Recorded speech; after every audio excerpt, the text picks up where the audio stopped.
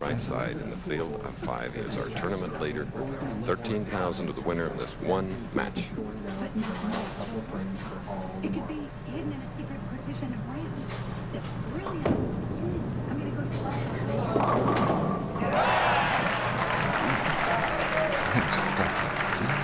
All right, little reaction from 31-year-old Bob Handley, making his 4th consecutive championship round appearance. What a difference a week can make, Chris. That's a shot that cost him the match last week when he left the 8-10. He breaks it down for a strike this week. And he continues. At 9 strikes in that last game. Hugh Miller, as a lefty, we asked him, does he ever think he could become another Earl Anthony? Well, being another Earl Anthony, it would be kind of a hard act to follow, but my main problem has been my concentration. I feel as I'm getting a little older, my concentration's improving, so hopefully in the coming years it'll keep getting better. Well, I think he's proven that in the past. 7-pin. The first solid tap that Hugh Miller has had. He had one that was slightly light in the last match, leaving the weak 7. He converted easily. You see the 4-pin right here drives over the top of the 7 as Hugh Miller comes into the 1-2, a good strong angle. 4-pin airborne around the 7. That's the same as a solid 10 for the right-handers. Remember, Hugh Miller has never lost in a championship round. 4 wins, no losses.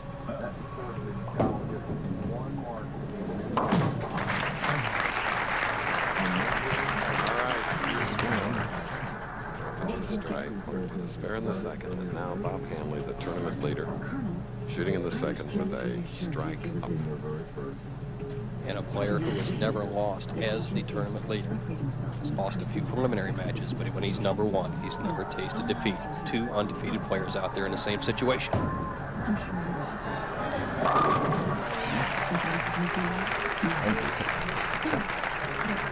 The trajectory on that shot looked like it was coming up too high. But what power. 6 foot 1 inch, 175-pound, 31-year-old Bob Handley, now bowling out of Pompano Beach, Florida, originally from Fairway, Kansas, ex-school teacher, Kansas State University graduate. Chris, your talented eye picked it up in Houston. You said he looks like he's peaking, and how he is peaking. 4 championship rounds in a row. The dominant player on the Pro Bowlers Tour, going for his 2nd win on the Spring Tour.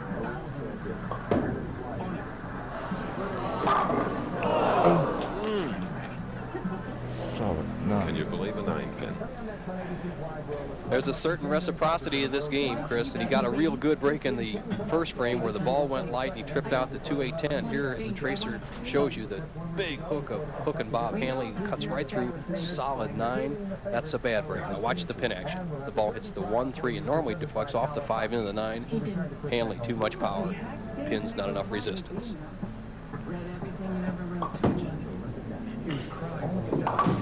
And his unorthodox style never changes, whether he's shooting spares or going for strikes. Stalking that line, now he can rest.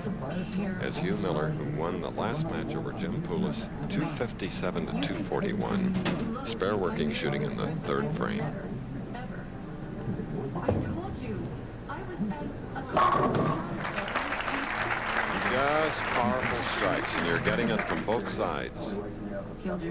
Footwork, the basis of all good bowling. And watch how good Hugh Miller is here with a 5-step delivery. A man that runs 30 miles a week, Chris, and his footwork is showing up under pressure. Watch the nice, even slide right to the foul line. Put perpendicular with that foul line. Good position. He's thrown all 3 balls in the pocket so far. He's been in 13 of the 19 PBA tournaments thus far this year. Needs a strike to take the lead. Instead, it's the 1-3-6. Just slid by, not even close. The ball way out here on about the 2nd board. He wants it to come up here into the 1-3. It slides by, and he lays himself a tough spare. The first time anybody's missed the head pin today.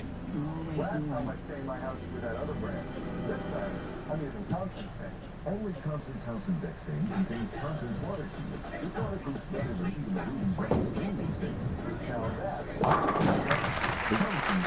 No problem. but apparently figured there might be with the 1-3-6. Trailing by 9, Hugh Miller against the tournament leader, Bob Handley. More active. His right heel is off the approach. He uses all of it. Leading by 9, spare up shooting in the 4th frame.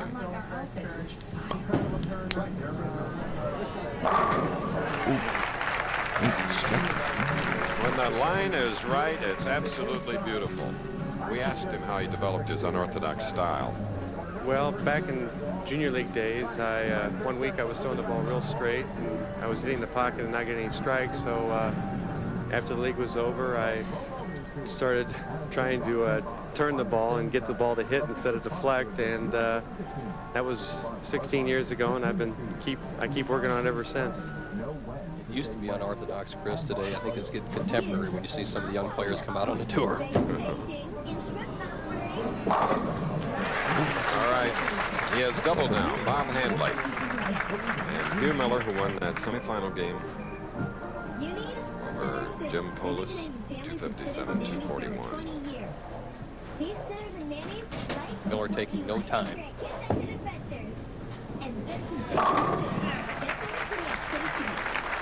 And matching strike for strike now, and he has one in the 5th. Hugh Miller's been in the pocket 16, in the pocket 14 out of the 16 frames. As you see, the leading money winners up there. Earl Anthony right up the top with over $100,000. Tom Milton, $78,000 as he won last week. But the situation for Miller is right now, 6th frame coming up, strike working, trails by 19, can cut that lead down to just 9.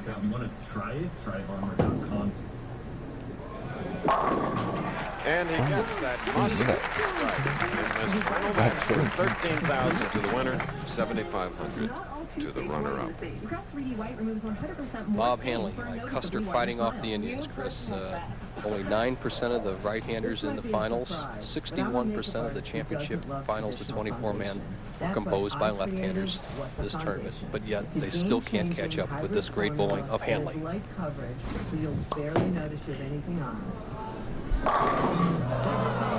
And he gets another 9 pin. Some kind of plight. And we replay that shot for you.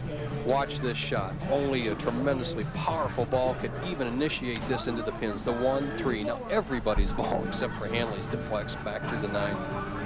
Normally anybody, even Handley, will carry that. 3-pound, 4-ounce pins, just no match for his power. It's kept it a close match.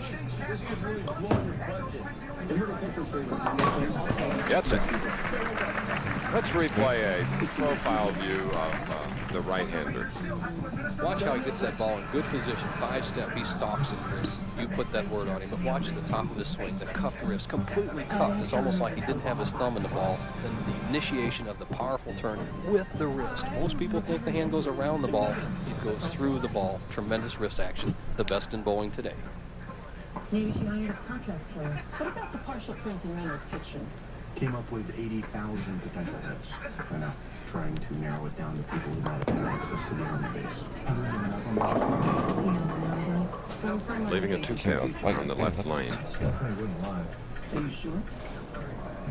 The one thing Handley has to guard against is kind of a letdown. You very seldom see him unaggressive as he goes up there. And that time after he left that solid 9 there in the 6th frame where he could have taken a commanding lead, he just kind of let off. That's not Handley's style. He must go out there swinging all the way.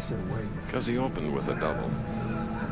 And had a double in the 4th and 5th, but he must get this 2-pin.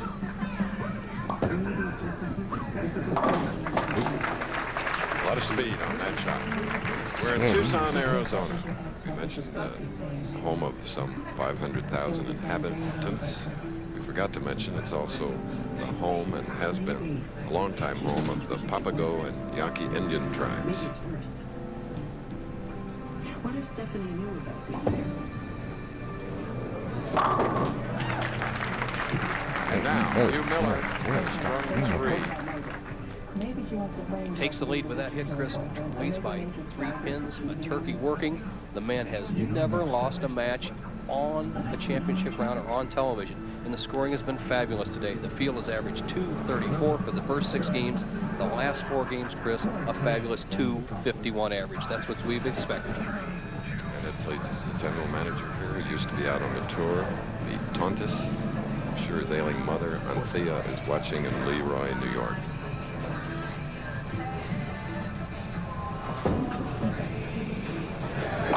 Look at that. We have seen some tremendous perfection here today. This man had 9 strikes in his semifinal game victory. Now Bob Handley, who's had to wait in the wings throughout this telecast, is finally up and bowling, having some trouble now. He'll be shooting in the 8th frame, trailing by 13. He has lost his lead.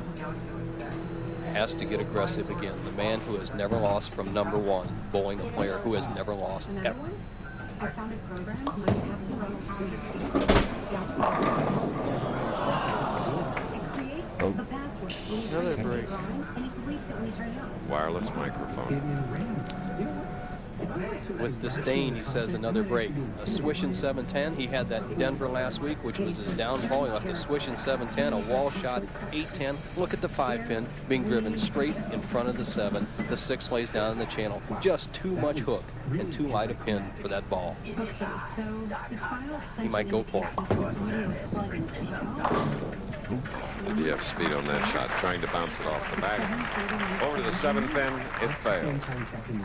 Bob Handley really in trouble, trailing by 26. He'll be shooting in the 9th foundation frame next. No breaks for Handley. Started with a double, left that tap in the 3rd frame. Double again, solid 9 again in the 6th frame. Could have had the first 6. Then he let off a little bit, left the 2-pin. Only really errant shot he had. And then all of a sudden, the switch in 7-10. He must start striking here, Chris, to put some pressure on Miller. It's not a code. It's just words, Abby. It's not just words, Fred. It's numbers. Every element has a Oh, and strike from the right. 0 is 34. Let's replay that strike.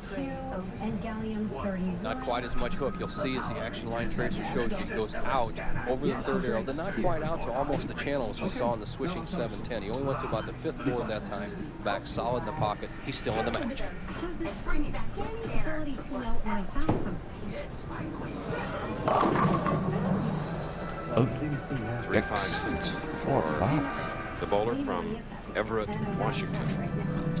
And the reaction of the crowd tells the story. The ball hits light. The head pin goes to the sideboard. Doesn't take out the 3, 5, 6. If he had struck there, Chris, he'd have had match well in hand. Now it's wide open. Anybody can win. The head pin go behind the 3, 5, 6. He must convert this to stay in the lead. Selenium, uranium, gallium, phosphorus, calcium, chromium, curium. It's the sum. He knew that was close. It's the first time we've seen him show any emotion at all. He's tentative about it. He thought he might chop the 3 off the 5. And for Hugh Miller, he can keep his mark clean with a strike here in the 10th and take home the Tucson title. Close. WBC World Heavyweight Sorry, Hugh Championship Miller coming up. beats and pins. Champion Larry Holmes against the underdog contender Tim Witherspoon was close. You could judge for yourself next on Wide World.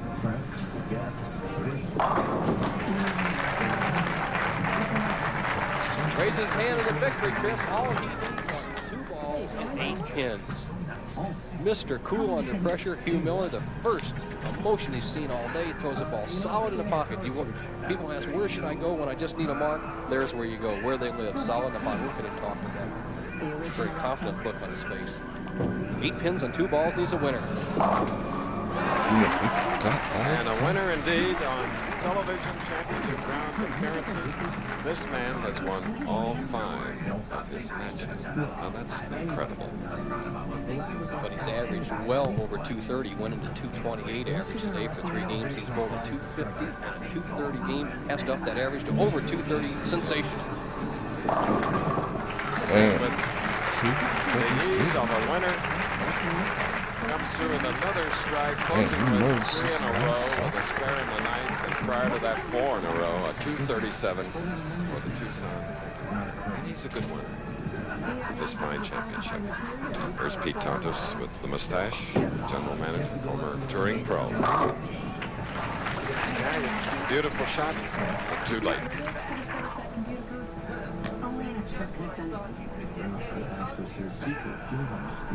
Bob Handley, our tournament leader, and the smile of a winner on Hugh Miller. Bob has had a tremendous week here. And he's had, as a matter of fact, many good weeks this year, because this was his 4th consecutive championship round appearance. First was in the Firestone Tournament of Champions, losing to Joe Berardi. All right, Hugh Miller has won the Tucson Open. We'll be back in this Arizona city. But first, we're going to take a break from this championship with more. Agree, 4 tremendous